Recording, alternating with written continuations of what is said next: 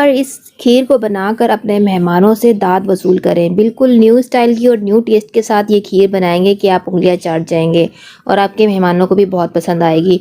तो बहुत ही आसान सी ये रेसिपी शेयर कर रही हूँ। आज हम बना रहे हैं लौकी की खीर, जो कि गर्मियों के लिए एक बेस्ट ज़बरदस्त सा ये डिज़र्ट बनता है और हेल्दी सा ये डिज़र्ट है। आप इसको ट्राई करके ज़रूर देखिएगा, बहुत सबको पसंद आएगा। तो चलिए जी शुरू कर लेते हैं। इसके लिए हमने यहाँ पर एक लौकी ले ली है और अच्छे से पहले लौकी को वॉश कर लेना है और उसके बाद हमने इसकी कटिंग करनी है। तो कटिंग भी यहाँ पर हम कैसे करेंगे, यहाँ पर देखिए हमने लौकी को इस तरीके से काटना है और जो इसका बीजों वाला हिस्सा है ना उसको निकाल कर ये नीचे का हार्ड वाला हिस्सा है ना इसको हमने यूज़ करना है। तो यहाँ पर इस तरीके से हम लौकी को काटेंगे और बीजों का हिस्सा अलग कर लेंगे और इस वाले हार्ड वाले हिस्से को ग्रेट कर लेंगे। तो ग्रेटर हमने यहाँ पर बिल्कुल बारीक वाला यूज़ करना है ताकि जब लौकी दूध के अंदर पके ना बिल्कुल अच्छे से मिक्स हो जाए, अलग अलग इसके रेशे नज़र ना आए। तो ये देखिए जी लौकी ग्रेट हो चुकी है। अब चले जी आते हैं कुकिंग की तरफ। यहाँ पर हमने एक मिट्टी की हांडी ले ली है। इसके अंदर खीर जो बनती है ना बहुत ही टेस्टी बनती है। अगर आपके पास नहीं है तो आप नॉर्मल किसी भी पैन के अंदर बना सकते हैं। यहाँ पर हमने पहले 2 टेबल स्पून घी डाल देना है। घी डालेंगे, ऑयल बिल्कुल नहीं डालेंगे। देसी घी भी या फिर असली घी वगैरह जो भी है वो आप डाल सकते हैं। इसके लिए हमने यहाँ पर लौकी को इसमें घी के अंदर फ्राई कर लेना है कि लौकी का जो कच्चापन है ना वो ख़त्म हो जाए और एक अच्छा सा फ्लेवर लौकी के अंदर से आने लगे और इसका लौकी का जो पानी है ना वो सब हमने यहाँ पर खुश्क कर लेना है। उसके बाद हम इसके अंदर अपनी खीर की दूसरी चीज़ें ऐड करेंगे। तकरीबन 2 से 3 मिनट लगेंगे इसके पानी को खुश्क होने में। तो यहाँ पर देखें लौकी को हमने भून लेना है और देखें पानी हमारा बिल्कुल अच्छे से ड्राई हो चुका है और लौकी भी हमारी बहुत अच्छे से भून चुकी है, बहुत अच्छे से खुशबू आ रही है। अब इसके साथ देखिए ये चावल है, 4 टेबल स्पून मैंने यहाँ पर टोटा चावल ले लिए हैं जो कि खीर के लिए यूज़ किया जाता है इन चावलों को, और उसको मैंने 1 घंटे के लिए भिगो दिया था। अब यहाँ पर देखिए उन चावलों को हमने लौकी के साथ ही भून लेना है।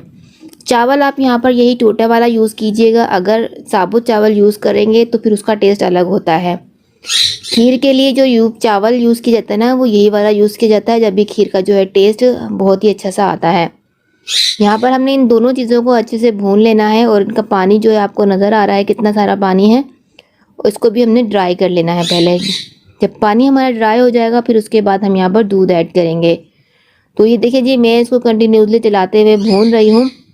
यहाँ पर फ्लेम को आपने मीडियम रखना है अभी। तो यहाँ देखिए जी पानी कितना सारा इसमें है, तब इसको हमने ड्राई करना है। फ्लेम को यहाँ पर हमने थोड़ा सा हाई किया पानी ड्राई करने के लिए। अब यहाँ पर हम दूध ऐड कर देंगे। दूध यहाँ में मैं फ्रेश मिल्क ले रही हूँ, आप कोई भी पैकेट वाला यूज़ करना चाहें तो वो यूज़ कर सकते हैं, फुल क्रीम दूध भी यूज़ कर सकते हैं।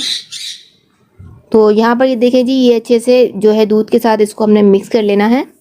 तो दूध मैंने यहाँ पर 1 लीटर यूज़ किया है और यहाँ पर देखिए जी दूध के साथ इसको हमने पका लेना है। अब मैं यहाँ पर एक अच्छी सी खुशबू के लिए ना यहाँ पर इलायची ऐड करूँगी। आप इलायची को पीस कर तोड़ कर भी ऐड कर सकते हैं, लेकिन मैं इसको साबुत ही ऐड करूँगी।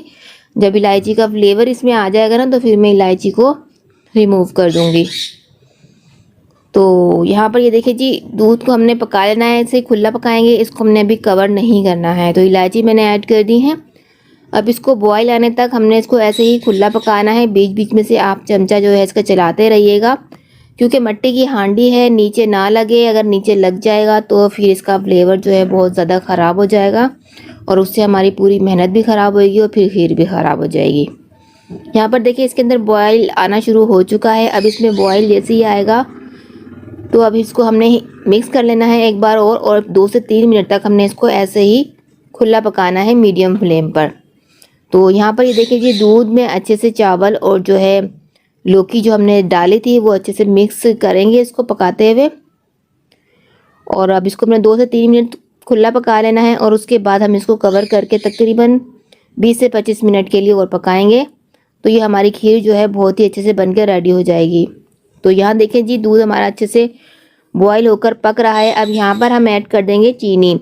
तो मैं यहाँ चीनी की जगह शक्कर यूज़ कर रही हूँ।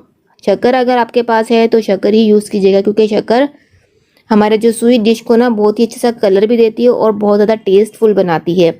चीनी का एक टेस्ट अलग होता है और शक्कर का टेस्ट अलग होता है। शक्कर को कलर के तौर पर भी ज़्यादा यूज़ किया जाता है कि इससे कलर बड़ा खूबसूरत सा आता है। तो मैं अक्सर शक्कर ही यूज़ करती हूँ। अगर आपके पास शक्कर नहीं है तो चीनी आप यूज़ कर सकते हैं।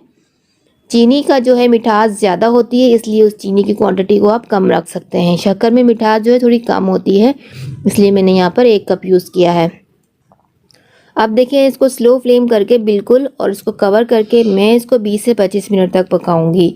बीच बीच में आपने इसको चलाते रहना है, क्योंकि ये लग ना जाए, इसलिए हमें बीच में इसको चलाते रहना है।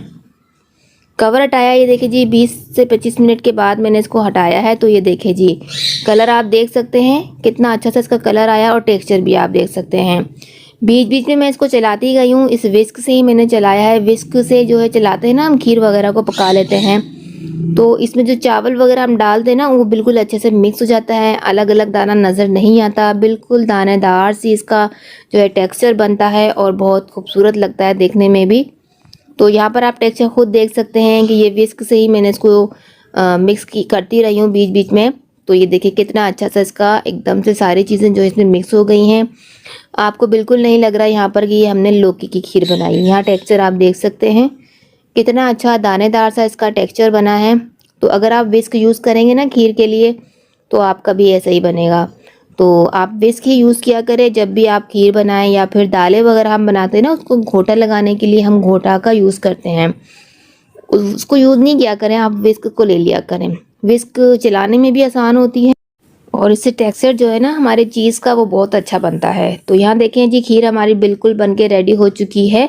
अब इसको मैंने फ्लेम को बंद कर दिया है और इसको हम थोड़ा ठंडा कर लेंगे और इसको बस फिर आप डिश में निकालिए। और आप इसको अगर ठंडा ठंडा खाना चाह रहे हैं तो फ्रिज में रख कर इसको एंजॉय करें, या फिर गरम गरम ही सर्व करें। तो वैसे ही ठंडी ही अच्छी लगती है। तो मैंने देखे जी इसको ठंडा कर लिया। अब मैं इसको गार्निश करके बादाम से इसको मैं फ्रिज में रख दूँगी और चिल करके खाएँगे तो बहुत ही मज़ा आ जाएगा। तो ये यम्मी सी हेल्दी सी खीर इस ईद पे तो ज़रूर बनाइएगा, सबको बहुत पसंद आएगी। उम्मीद करती हूँ वीडियो अच्छी लगी है तो लाइक शेयर ज़रूर करिएगा। अपना ख्याल रखिएगा। अल्लाह हाफ़िज़।